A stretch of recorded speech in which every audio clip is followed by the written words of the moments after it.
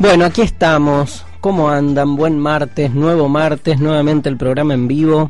Estamos aquí haciendo El Innombrable, este programa de filosofía que ya va por su segundo año, aquí en Radio Madre, la radio de la apertura, ¿no? La madre, como aquella apertura que permite que surjan y se originen estas cosas.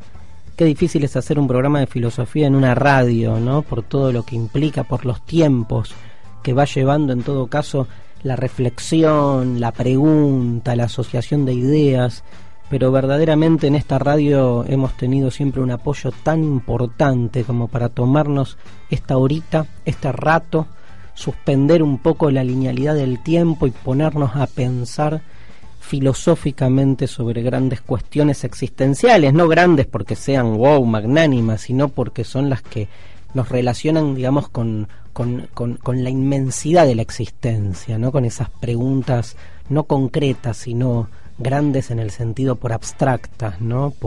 Porque van a estas cuestiones más propias del ser, del haber, de aquello que nos constituye en su origen.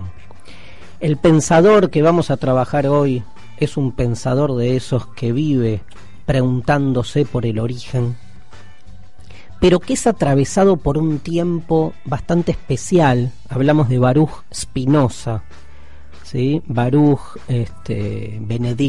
Benito, depende cómo se lo traduzca, Spinoza, un pensador del siglo XVII, cuyo tema, digamos, puntual tiene muchos temas, ¿no? Pero digamos, por empezar por algún lado, un tema que le va a llevar tal vez en sus reflexiones a una de las posiciones más polémicas de la filosofía, de la historia de la filosofía moderna, es el tema de Dios, ¿no? El tema del ser, el tema de la totalidad. O sea, hay una Spinoza que vive un tiempo en el cual la pregunta por Dios, la pregunta por el todo, está atravesada esa pregunta por el pasaje de un pensamiento, podemos llamar tradicionalista o clásico, a un incipiente pensamiento moderno que va en camino a una atenuación de las certezas fuertes y en especial resquebrajando todo principio de autoridad y confiando en la pura actividad de la razón. O sea, vivir en la Edad Media, pensar a Dios desde el andamiaje religioso es fácil. Pensar a Dios en la modernidad ya entrada, esto es, desde el andamiaje de la racionalidad científica, también es fácil. Lo difícil es pensarlo en este tránsito, en este entre esos dos momentos por ahí más delimitados. Spinoza quiere pensar la totalidad, pero solo desde la razón, con todas las paradojas, los problemas que esto concita y tomando decisiones conceptuales fuertes, porque básicamente Spinoza cree que sí es posible pensar y definir a Dios, al todo, al absoluto, desde el propio ejercicio de nuestra racionalidad y sin ningún tipo de ayuda extra cognitiva, o sea, sin recurrir a la fe, sin recurrir a la imaginación, sin recurrir a lo irracional de todo tipo.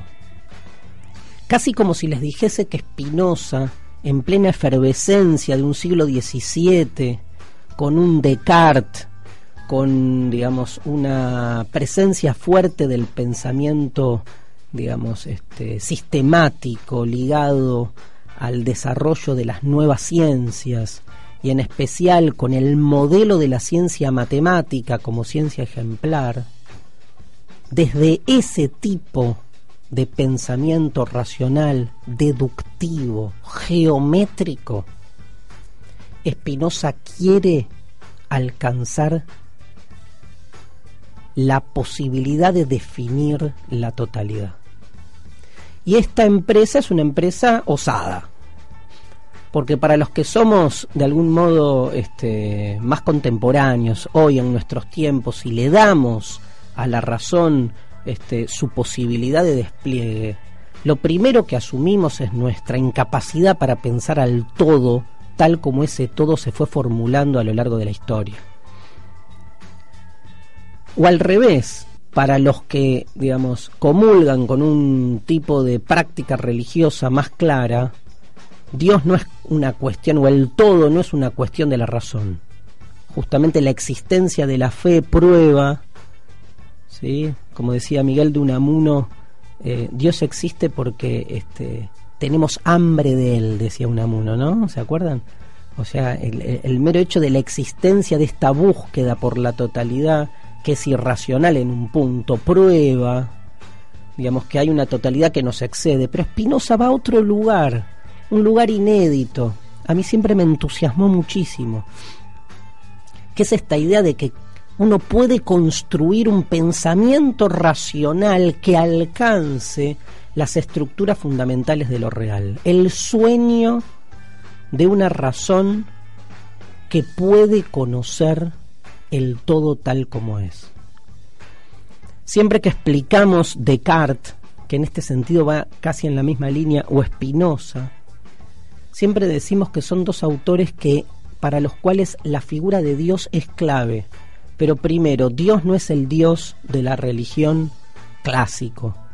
Y segundo, no creen en Dios. Demuestran lógicamente su existencia, que es otra cosa. Y en el caso de Spinoza, peor, porque el tipo de Dios que Spinoza nos va a presentar, poco y nada tiene que ver con la religión, o al revés, hay que desmarcarse del Dios de la religión para recuperar otra concepción del Dios, de un Dios más ligado a nuestra realidad, a nuestro universo, a nuestra naturaleza. Tal vez la frase más remanida de Spinoza, con la que damos inicio el programa de hoy: Dios, o sea, la naturaleza.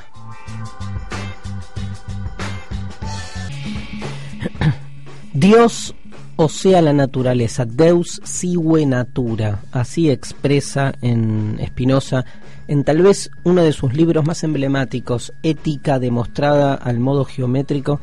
Así define o trata de asociar la idea de Dios con la idea de esa totalidad natural en la que somos y que vamos a tratar de explicar en este bloque.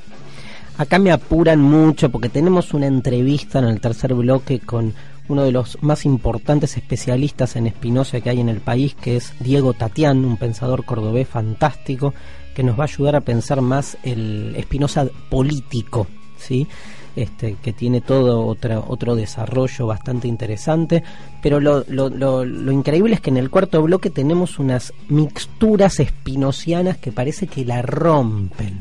Acá el trabajo de investigación de nuestra productora periodística, la señorita Mariana Collante, ha descollado, si me permiten el juego de palabras. Hoy está en operación técnica Gabriela Gugliaro. Gabriel, gracias. Y Román Rivas, que nos está haciendo la asistencia general. Gracias, Román.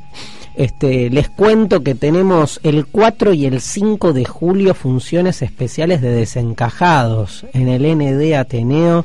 El que no vio Desencajados se está perdiendo una joya. No, mentira. Pero vengan que van a pasar un buen rato. Vamos a hablar un poco de Spinoza. Tenemos unos minutos como para plantear sus ideas. Spinoza vive, como les decía, un tiempo increíble. Yo creo que ese siglo XVII, desde el arte, desde la ciencia, desde el pensamiento político y desde la filosofía, por tomar 4 áreas, ha dado exponentes increíbles, pero porque al ser un tiempo de transición, todo lo que se produce con ese excedente que da la crisis. Vieron que en términos creativos la crisis tiene como, digamos, una coloratura diferente que hace que las ideas incluso se contradigan entre sí o se vuelvan como magnánimas, ¿no? O se postulen grandes concepciones metafísicas. O sea, es un tiempo realmente interesante como para, digamos, ver qué se fue produciendo. Hay un libro de Stephen Toulmin que se llama Cosmópolis, que trabaja este tiempo, este siglo XVII, que es fantástico. Spinoza nace en Holanda, ¿no? Un lugar al que fueron llegando muchos judíos después de un recorrido que van realizando, echados los judíos de España y de Portugal a fin del siglo XV, y con muchas familias que terminan llegando a una Holanda que es la Holanda de la tolerancia, ¿no? La Holanda de la tolerancia religiosa, donde se puede profesar cualquier religión. Y así muchos judíos llegan a un país que inéditamente les permite vivir como ciudadanos holandeses, pero profesando su propia especificidad o particularidad, sin incurrir en el marranismo, un fenómeno muy típico de los judíos que se convertían para poder vivir en otras zonas de Europa. Pero es interesante porque Spinoza va a plantear un quiebre, ¿no? Siempre se dice, saben que la historia de Spinoza es una historia de una excomunión, ¿no? Es el anteúltimo de los excomulgados por el mundo judío, en términos así tan letales. Lo condenan a las peores cosas y lo echan, lo excomulgan. Pero ¿por qué lo excomulgan? Cuando tenía 26 años lo excomulgan. Porque en un mundo de una tolerancia religiosa tan importante, donde se podía ser de cualquier religión, Spinoza se nos presenta, por decirlo, digamos, entre comillas, como el primer ateo, como el primer, ¿no? En el mundo judío es muy importante esta separación entre judíos seculares y judíos religiosos. O sea, alguien que desde la cultura judía, sin embargo, se presenta a sí mismo negador de la religión, sin por eso abandonar su identidad judía. Y esto es de una ruptura insoportable para ese mundo, donde se podía ser protestante, católico, musulmano, judío, pero no se podía no pertenecer. Esa figura de la otredad, ¿no? Del que no encaja en ningún lado, Spinoza lo vive en carne propia. Lo echan de la comunidad judía y no había escrito nada todavía. O sea, después de haber sido echado, si hubiesen leído todo lo que escribió, lo hubiesen directamente, ¿no? Disuelto en pedazos, ¿no? Y aparecen dos libros claves. Uno es el Tratado Teológico Político y otro es La Ética. Es increíble porque La Ética es un libro dividido en 5 capítulos. El primer capítulo se llama De Dios, y es genial todo el desarrollo que hace ahí Spinoza sobre la idea de Dios, y de ética no tiene nada. En realidad, en el resto de los capítulos, después de un capítulo 2 donde intenta una novedosa e inaudita caracterización del alma en relación al cuerpo, aparecen en los capítulos siguientes toda la concepción de Spinoza sobre las pasiones, donde algo se empieza a jugar ahí, el tema de nuestra ética como la entendemos hoy. Pero básicamente en el capítulo 1 de La Ética pueden ir hacia ese libro, Ética demostrada al modo geométrico, así se llama completo el libro. Hay una definición geométrica de la figura de Dios. Este libro se complementa con el Tratado Teológico Político.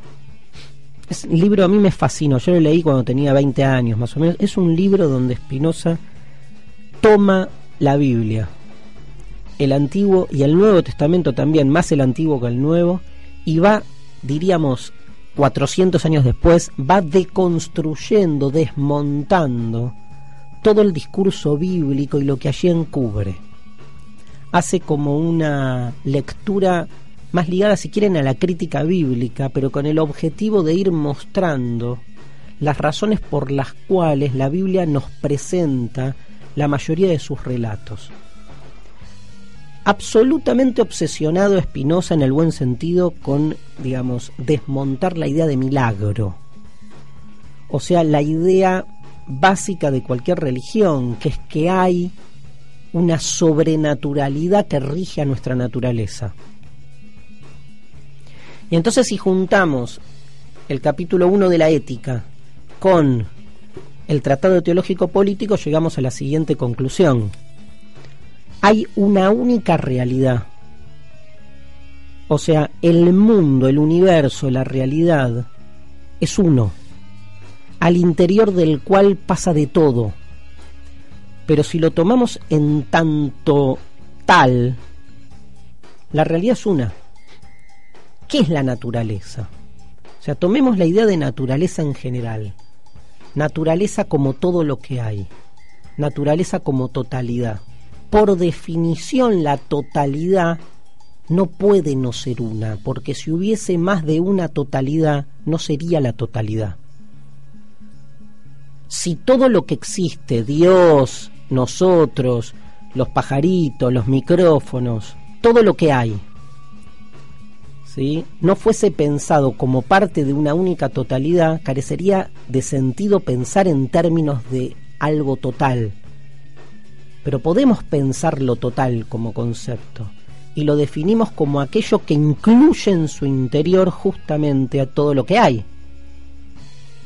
Ahora, ¿esa totalidad puede ser más de una? No, porque si no dejaría de ser totalidad. Bueno, ese razonamiento lógico, que tiene también sus problemas, pero que en principio funciona, esa totalidad que se define como tal, eso es Dios. No, pero Dios no era el que abrió las aguas del Mar Rojo, no, eso es un invento de la imaginación humana que quiere darle a Dios toda una dimensión con otra intención, con otro interés, con otro objetivo, un objetivo profundamente político. Pero esas lecturas religiosas sobre Dios lejos están, ¿sí? Tampoco es que no tienen nada que ver, pero son formas distorsionadas de nuestra imaginación que encubren otro interés. Porque en términos lógico, matemático incluso les diría, podemos razonar y entender de qué se trata Dios como totalidad. Ese Dios es la naturaleza y es uno. Por lo tanto, se nos empiezan a caer un montón de cosas. No hay dos mundos. Dios no puede estar más allá de este mundo, porque Dios es este mundo. La idea de un Dios trascendente para Spinoza no existe. La idea de un Dios personal para Spinoza no existe. La idea de un Dios que habla, de un Dios que antropomórfico para Spinoza no existe. Al revés, Dios es lo más cercano a esta concepción de la naturaleza que alberga todo lo que hay. Las leyes de Dios son las leyes de la naturaleza. Y la razón humana tiene la obligación de conocerlas. Tiene la posibilidad de alcanzar un conocimiento de ese absoluto. O sea, hay una confianza de Spinoza en el poder de nuestra razón por conocer esa totalidad. Es lo más parecido a una religión natural, si quieren, tal como, digamos, circulaba el término en esos tiempos, donde claramente de Dios no queda nada, salvo su concepto como absoluto, como perfección, como totalidad de la que todos somos parte. Entonces damos vuelta al esquema.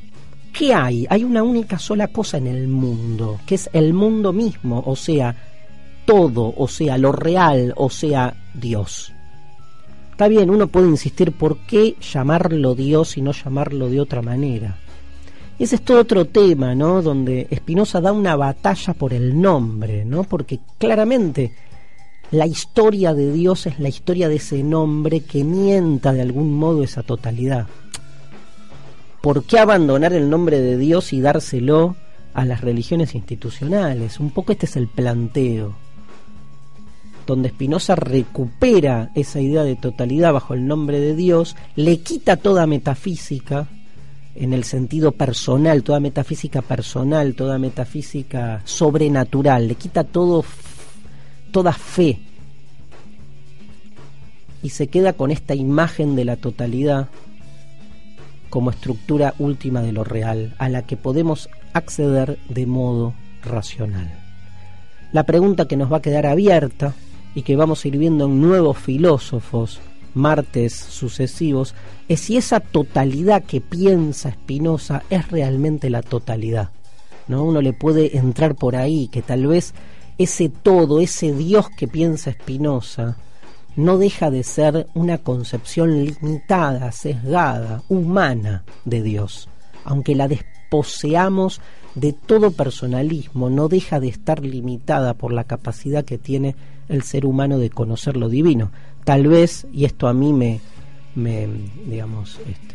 convence más, tal vez lo único que podamos decir de Dios, si Dios es tal como suponemos o intuimos que es nada. Porque cada vez que hablamos de Él, no hacemos otra cosa que traducirlo y por lo tanto, como dice la fórmula, traicionarlo. Bueno, nos vamos a la pausa, don Gabriel. Bueno, aquí estamos en el tercer bloque y como prometimos estamos en comunicación con Diego Tatián. Hola Diego, ¿cómo estás? Hola Darío, un placer muy grande estar conversando con vos en Radio Madre. No, por favor, un placer enorme para nosotros que nos hayas atendido. Sabés que aquí tenemos un programa que se llama El Innombrable, lleva ya 2 años en el aire, que es un programa de filosofía donde nos dedicamos simplemente a trabajar temas filosóficos. Y venimos este año haciendo programas dedicados 1 hora entera a un pensador, y hoy tocó Spinoza y decíamos, o sea, vamos por Diego Tatián, que es el gran especialista argentino en Spinoza. Así que estés ahí es un placer. Te quería preguntar primero un poco por eso, si hay una moda Spinoza, ¿no? Viendo que hay una recuperación del pensamiento de Spinoza por muchos pensadores contemporáneos, y si esa moda para vos lo desvirtúa o lo hace crecer. Sí. Yo pienso que puede haber una moda Spinoza que está inscripta en una recuperación de su pensamiento en un sentido más auténtico, te diría, que viene de mitad de los años 60. En realidad en el 65 es Althusser quien hace unos seminarios junto con Badiou, con Balibar, son nombres de la filosofía francesa bastante connotados, en los cuales el nombre de Spinoza es convocado para desbloquear un poco toda la tradición marxista que estaba siendo criticada por su burocratización. Y entonces el nombre de Spinoza es, desde ese momento, y sobre todo 3 años después, en el mayo del 68, te diría el filósofo central, el nombre filosófico que de alguna manera articula toda la imaginación política que en la segunda mitad de los años 60 estaba dando vuelta desde Francia, pero en general en Europa. Y pienso que desde ese momento hasta ahora ha tenido una presencia filosófica y es un nombre con el que distintas tradiciones han tenido una interlocución muy fecunda. Pero sobre todo por la productividad política que tiene el nombre de Spinoza para la tradición o para el campo de la izquierda. Claro, eso te iba a preguntar. O sea, yo siempre he visto y he leído, digamos, apropiaciones de Spinoza desde la izquierda, no desde la derecha, ¿no? No, seguramente que desde la derecha no, han habido distintas. Siempre fue un autor maldito, ¿no? Sí. Nosotros contamos con su obra casi por un milagro, porque sus amigos, el mismo año que él se muere, él no publica casi nada en vida. Hacen a contrarreloj, contra el tiempo, digamos así, una edición, y la pueden sacar de Holanda y circula por toda Europa, entonces ya un poco la obra de él se salva. Pero tiene una circulación bastante clandestina, te diría, claro, y por canales muy poco ortodoxos. Va a ser un siglo después, digamos, que su nombre es institucionalizado en el canon. Pero nunca, siempre por libertinos, por ateos, librepensadores, revolucionarios. En general, desde el momento mismo, digamos, que Spinoza está pensando, la recepción de sus ideas viene por ahí. Y ahora me parece que llega, creo que con una cierta plenitud y con muchísima fecundidad, nuestro momento latinoamericano, ¿no? Ajá. Yo te decía recién de que hay un programa filosófico que se inaugura en Francia en los años 60 y que llega hasta hoy. Por ejemplo, Toni Negri, que es tal vez el pensador de Spinoza más importante, sí, es un poco un resultado, un producto de esa tradición inaugurada por Althusser, ¿no? ¿Pero por qué decís un momento latinoamericano?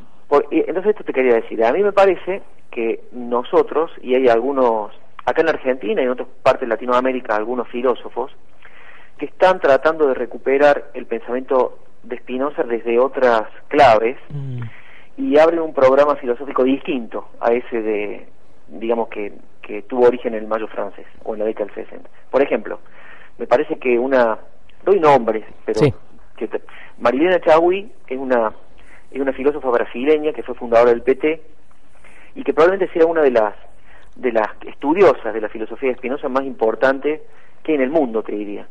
Tiene un libro extraordinario que se llama La nervadura de lo real, de más de 1300 páginas, nadie quiere traducir, ahora están tratando de traducirlo parcialmente al español, pero que es una filósofa de una calidad académica y filosófica extraordinaria, pero a su vez muy comprometida políticamente, y ha pensado toda la deriva política del Brasil, con mucha fortuna, te diría, en clave de las ideas de Spinoza, y sobre todo el problema de los derechos y el problema, digamos, de la política en general. Claro.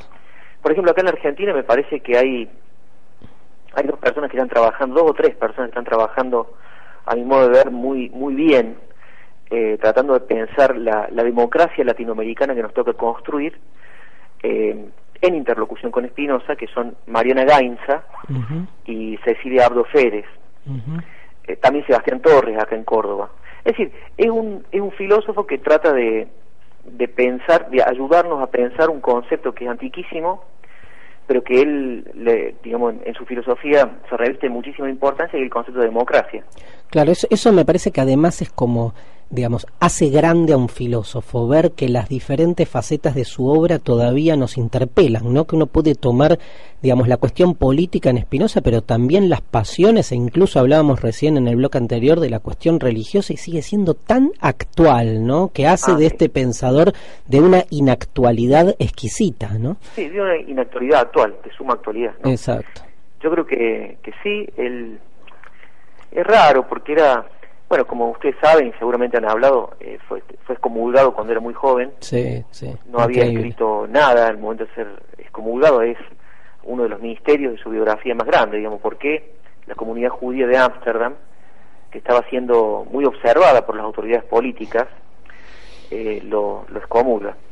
Pero desde ese momento que él se tiene que ir de la ciudad y se hace amigo de un grupo, de un círculo, forma un círculo de libre pensadores, que eran comerciantes a su vez, y eran cristianos anticlericales, pero desde entonces él trata de integrarse, y el único libro que él firma en vida, que es en realidad un manual sobre la filosofía de Descartes, él lo firma poniendo Baruch Spinoza, ciudadano de Ámsterdam. Sí. Es decir, esto es un signo muy fuerte de asumir una pertenencia que no es religiosa, sino que es política, claro, y que en ese momento no era usual. Por ejemplo, hay un historiador que dice que Spinoza es el primer caso de alguien que es echado de una religión o es apóstata para no entrar a ninguna otra.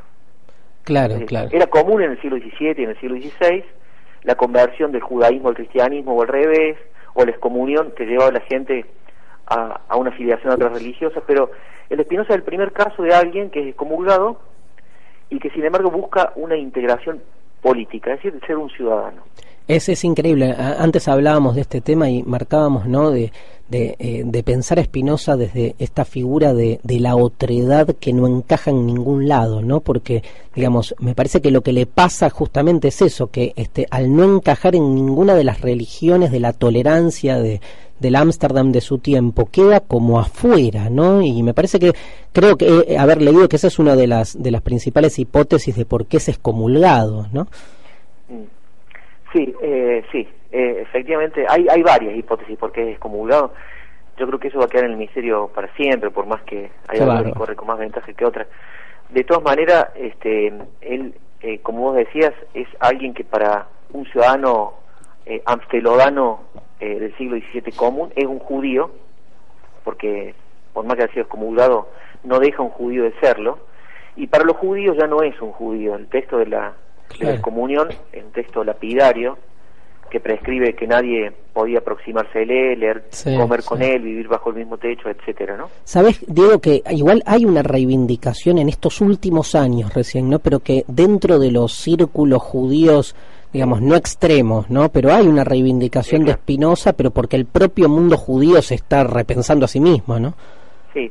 Vos sabés que en la década del 70 en la Argentina hubo un personaje que yo conozco muy poco, en realidad se llamaba Salvador Kibrick, que era director del Museo Judío de Buenos Aires. Ajá. Hizo una serie de publicaciones sobre Spinoza, pero además inició desde Buenos Aires una campaña mundial para que se le levantara el jerem, la excomunión a Spinoza.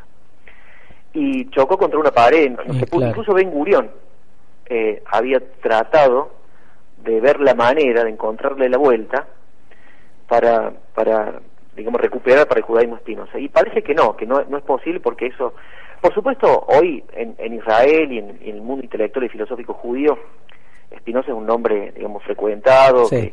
que incluso hay toda una tradición, una corriente historiográfica que ve en Spinoza la consumación de la tradición judía, no la hegemónica, pero de una tradición judía muy antigua, que es la de los saduceos, claro, en la que de alguna manera ven en Spinoza a alguien que convierte a la filosofía o traduce a la filosofía viejas ideas de tradiciones judías.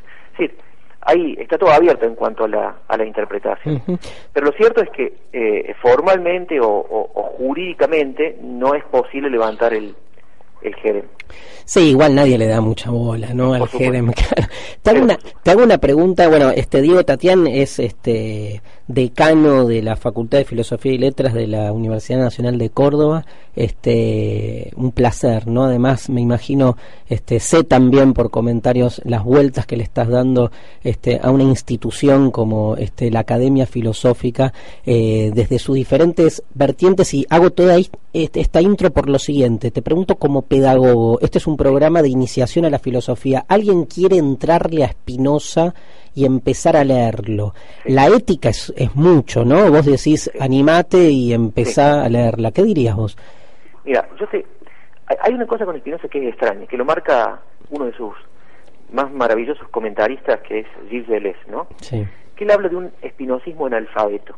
Ajá. Se llama espinosismo analfabeto al interés que tienen desde siempre, además, los no filósofos, es decir, las personas que no tienen una instrucción filosófica, por las ideas de Spinoza. Sí. Y esto no deja de ser un poco misterioso, porque, como vos decías recién, el pensamiento spinozista tiene una complejidad técnica bastante inmediata, sobre todo en la ética. Sí. No obstante, digamos, militantes políticos, experimentadores, artistas, viajeros, encuentran algún tipo de inspiración que ha sido notable. Incluso hay una persona que ha hecho una recopilación de todas estas personas, llamémoslas así, sencillas o simples, sin formación filosófica, que sin embargo han creado un vínculo con esa filosofía absolutamente compleja, ¿no? Uh-huh. Es decir, hay algo ahí que convoca a un lugar común, Spinoza como lugar común, eso me gustaría pensar. Y después yo creo que siempre, en este caso, sobre todo lo que se llama la literatura secundaria o los comentarios, tan bueno, ayuda, ¿no? Sí, ayuda mucho. Sí, ayuda mucho porque, sobre todo, la ética es un libro con una cierta complejidad. A mí me gusta mucho un librito de Gilles Deleuze que se llama Filosofía Práctica, que incluso tiene en el centro un capítulo que es una especie de diccionario de conceptos, donde abre los conceptos más técnicos de Spinoza y permite comprenderlos. Pero de todas maneras yo creo que cómo uno le entra a un libro, a un autor, es siempre un poco, se puede entrar por cualquier lado. Sí, yo recomiendo enfáticamente los libros de Diego Tatián sobre Spinoza, que están increíbles. Yo leí, sé que después se convirtió en un libro en sí mismo, pero el primer acceso que tuve fue a un librazo que se llama Mesianismo, Nihilismo y Redención, que coescribiste con Ricardo Foster, fruto de un seminario de doctorado que dieron sobre pensamiento judío, y el capítulo tuyo, los capítulos sobre Spinoza son realmente esclarecedores porque cuentan lo biográfico, lo conceptual, así que un lujo, Diego. Bueno, te agradezco mucho el concepto, Darío. La verdad es que ya es una familiaridad o una convivencia, te diría, una forma de compartir el mundo con alguien que es un amigo, ¿no? Es un amigo ya para vos. Claro, pero sí, porque eso no te pasa con muchos filósofos, por lo cual tenés interés, puedes tener un interés académico, un interés, digamos, intelectual, pero alguien con quien compartir la vida y conversar sobre las cosas que pasan todos los días no es tan frecuente.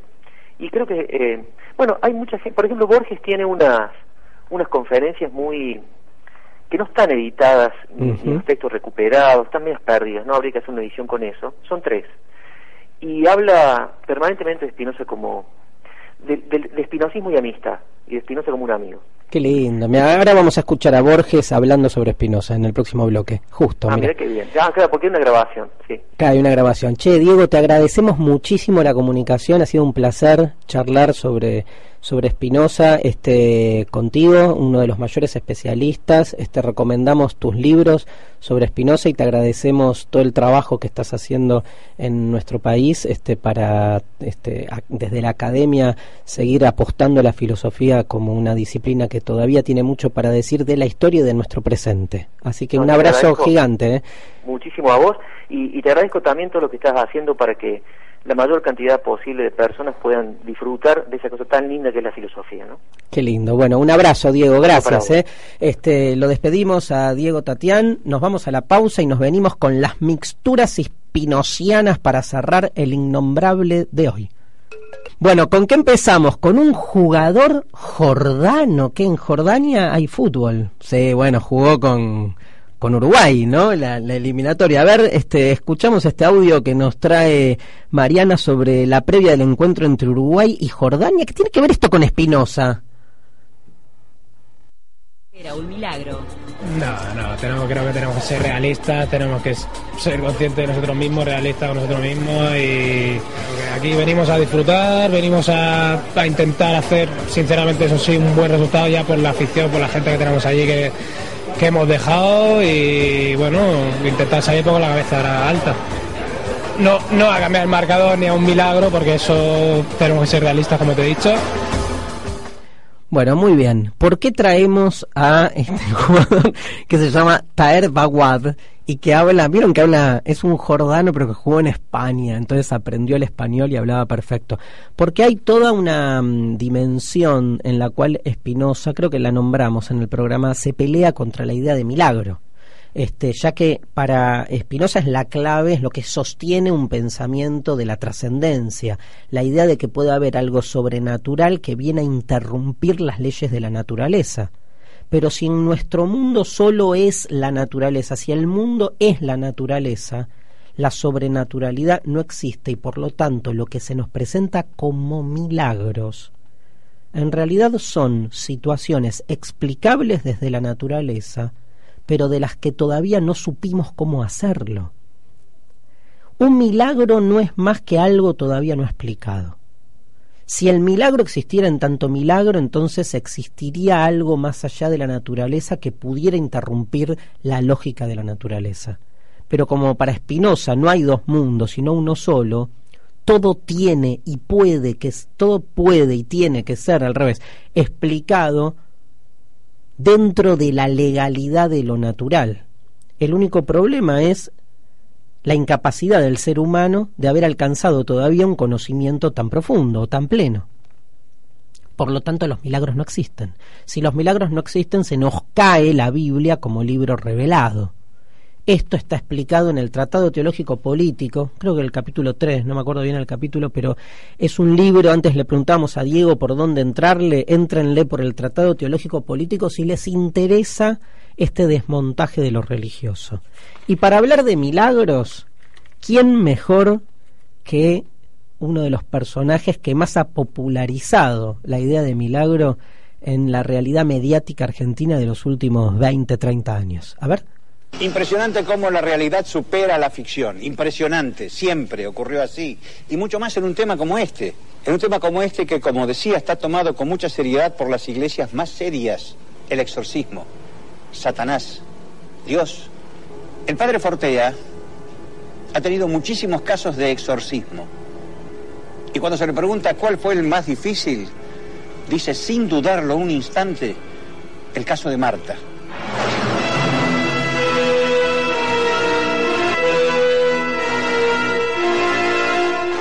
El caso de Marta es el caso más complicado que nunca he tenido. Es el caso de una chica universitaria que... Bueno, mientras escuchamos de fondo la historia de Marta, ¿reconocieron quién habla? Víctor Sueiro. Misterios y Milagros, un gran programa que se emitió con Víctor Sueiro en uno de sus tantas travesías entre la vida y la muerte. Esto era en vida, ¿no? Pero bueno, digamos, sí, claramente popularizó Víctor Sueiro después de su relato sobre su vuelta, ¿sí? Su volver de la muerte, la idea de estos milagros como algo existente.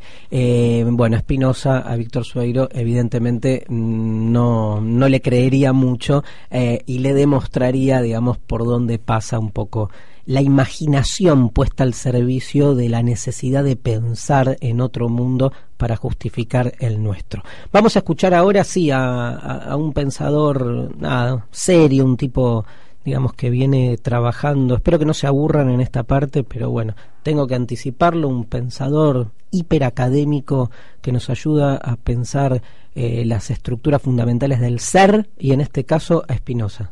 Estaba re triste, el flequillo es como un orgullo Tom, una marca, te sentí como un minusválido sin el flequillo.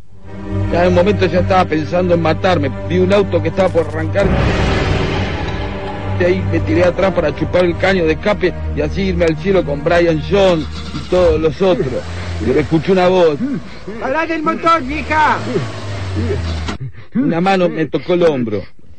Chabón, ¿qué estáis por hacer, loco? Soy rolinga sin flequillo, no puedo vivir así. Todavía no es tiempo de que partáis por esta tierra. Tenéis muchas birras por tomar. Pero no tengo flequillo. Ven, yo te ayudaré. Y así se dio lo que a todos asombró. Posó su mano sobre la frente del rolinga sin flequillo y le dio un nuevo flequillo, largo, poblado, sedoso y bien estón. ¿Quién sos? Decir nada más que soy Jesús. Jesús de la Ferrer, loco. Jesús de la Ferrer, mito urbano o milagro de la fe, superstición, engaño o manifestación de la vida. ¿Quién es tremendo? Que predica su palabra por las bueno, a ver, Ferrer? hagamos una lectura spinociana de esto que acabamos de escuchar. ¿Saben cómo es la historia? Este es un rolinga que no tenía flequillo, y entonces vino Jesús de la Ferrer y generó el milagro. Ese era el relato, ¿no? Y le salió el flequillo. ¿Qué diría Spinoza? Esto es como para una prueba, ¿no? Un parcial. Spinoza diría, bueno, hay una explicación racional de esto, o sea, hay algo que no estamos viendo. Este muchacho por ahí se lavó el pelo con algún shampoo, con algo, o sea, no podemos pensar que esto fue fruto de una acción divina. O sea, es más, habría que hacer un análisis, les diría casi científico, como para pensar cuánto tarda el pelo en crecer, qué es lo que ha sucedido en este caso. Hay una serie de condiciones iniciales que hacen al acontecimiento milagro del flequillo que no estamos viendo y que tienen seguramente presencia y explicación. O sea, no es que Spinoza niega que el rolinga haya de repente tenido un flequillo, lo que no va a aceptar que esto es fruto de un salto de fe. O sea, hay una explicación escondida o inalcanzada todavía, pero posible. Pero porque todo es posible dentro de esa totalidad que es Dios, o sea, la realidad, bla, bla, bla, bla, bla, bla. Se entiende, ¿no? Clarísimo. Gracias, Capusotto, una vez más por ayudarnos a pensar. Y vamos a escuchar ahora a otro gran pensador argentino, ¿no? Que ya nos dejó también. En este momento es un grupo de gente sensitiva. Está trabajando en la Casa del Terror. Esto es evidentemente de una seriedad única, ¿no? Exacto, sí. La entidad es una entidad demoníaca, ¿no? Y no sé, ahora un dialecto desconocido que ahora vamos a ver. Terror. ¡Raya, saya, masota! ¡Raya, hija de puta! ¡Raya, mayorraya, cachucha!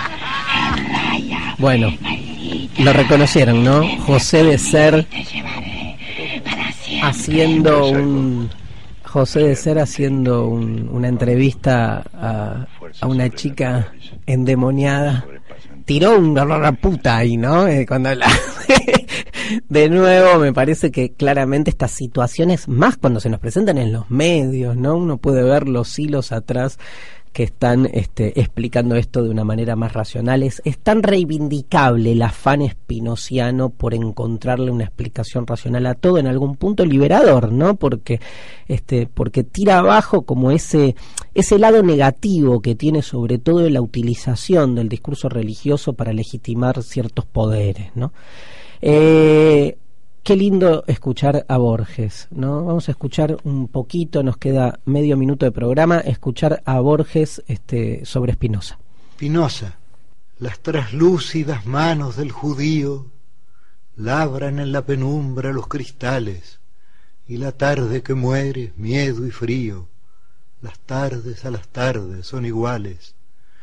Las manos y el espacio de Jacinto, que palidecen el confín del gueto, casi no existen para el hombre quieto, que está soñando un claro laberinto. No lo turba la fama, ese reflejo de sueños en el sueño de otro espejo, ni el temeroso amor de las doncellas. Libre de la metáfora y del mito, labra un arduo cristal, el infinito mapa de aquel que es todas sus estrellas. Bueno, qué placer.